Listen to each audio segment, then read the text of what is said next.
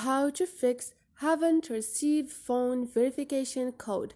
Hi guys, in this video I will show you how to fix the problem of haven't received the phone verification code easy and quick. So first thing, go to your TikTok app. Once you are there, click on those three lines up there and click on setting and privacy.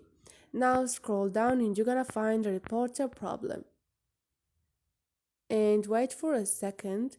Before all of this, you should check if your phone number correct.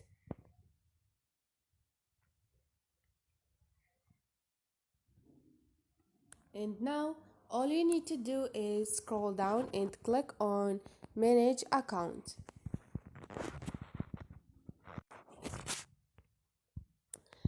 And click on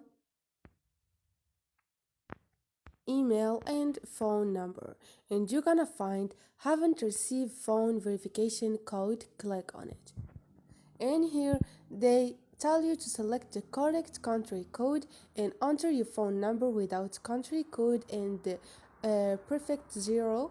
And if this doesn't help, all you need to do is click on no and click on need more help, and here you can send your feedback, or you can take a video shot or screenshot to your problem and click on report.